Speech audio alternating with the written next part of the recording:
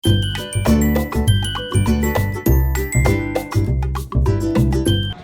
Everyone, 11 આવે છે, શ્રાવણ મહિનો આવે છે તો ઘણી વખત એવું થાય કે આપણે શ્રાવણ મહિનો આખો રહેતા હોય ને ફરાળી પૂરી બનાવવી હોય તો ફરાળી પૂરી ઘણી વખત ચોટી જતી હોય, એવું બધું થતું હોય તો સિમ્પલ, એકદમ જ સિમ્પલ રીતે કઈ રીતે ફરાળી પૂરી બનાવે કે જેનાથી પાટલી સાથે ચોટે પણ નહીં, કાગળ પણ ના રાખવો પડે અને સરસ રીતે ફૂલીને મસ્ત દડા જેવી પૂરી બને. તો એના માટેની રેસીપી સરસ મજાની છે, તો ચાલો હું તમને જણાવું કે એવી કઈ રીતે પૂરી બનાવી કે જે ઝટપટ બની જાય અને ફૂલીને સરસ બને ને ખાવામાં પણ ખરેખર ખૂબ જ ટેસ્ટી લાગે. તો ચાલો શરૂ કરીએ. સૌથી પહેલાં મેં અહીંયા એક ફરાળી લોટ લઈ લીધો છે. ફરાળી લોટ એકદમ શુદ્ધ અને ચાળેલો છે. તો મસાલા કરી લઈએ.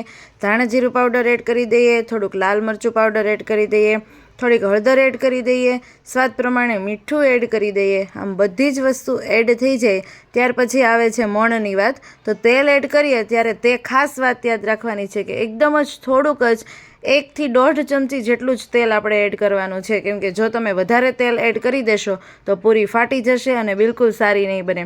તેલનું પ્રમાણ બિલકુલ ઓછું રાખવાનું છે. થોડાક ધાણા એડ કરી દઈએ અને ખૂબ જ સારી રીતે હળવા હાથે લોટ બાંધી લેવાનો છે. લોટ વધારે કઠણ પણ નહીં અને વધારે ઢીલો પણ નહીં, એ રીતે બાંધવાનો છે. તો આ રીતે આપણો સરસ મજાનો લોટ બંધાઈ ગયો છે. તેને ખૂબ જ સારી રીતે રેસ્ટ આપવાનો છે. સારું ચોખ્ખું કપડું ઢાંકીને થોડી વાર માટે મૂકી દેવાનું છે. તો આ રીતે રેસ્ટ આપ્યા પછી થોડા સમય પછી ફરીથી તેલવાળો હાથ કરીને તેને મોણ આપીને ખૂબ જ સારી રીતે તેને મસળી લેવાનો છે. ત્યારબાદ તમે અહીંયા જોઈ શકો છો કે લોટ ક્યાંય પણ ચોટતો નથી અને એકદમ જ સરસ રીતે બંધાઈ ગયો છે. તેના થોડાક નાના નાના લુવા કરી લેવાના છે. તો આ રીતે નાની પૂરી બને તે રીતે જ તેના લુવા કરવાના છે અને પાટલી ઉપર ખૂબ જ સારી રીતે તેને વણી લેવાની છે. તેમાં તમારે ક્યાંય કોરો લોટ કે એવું કોઈ વસ્તુ એડ નથી કરવાની. હળવા હાથે ખૂબ જ સારી રીતે વણી લેવાનું છે, જેમાં તમારે કાગળ કે બીજી કોઈ વસ્તુ રાખવાની જરૂર પણ નહીં પડે.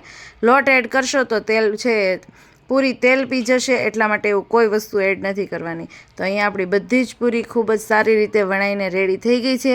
એક બાજુ મેં તેલ પણ ગરમ કરવા માટે મૂકી દીધું હતું. તેલને પણ ખૂબ સારી રીતે ગરમ થવા દેવાનું છે. તો તમે અહીંયા જોઈ શકો છો કે પૂરી છે એ સરસ રીતે બનીને રેડી થવા લાગી છે અને ધીમે ધીમે એકદમ જો તમે તાજી પૂરી તળશો તો તમારી પૂરી છે એકદમ જ સરસ ફૂલેલી બનશે.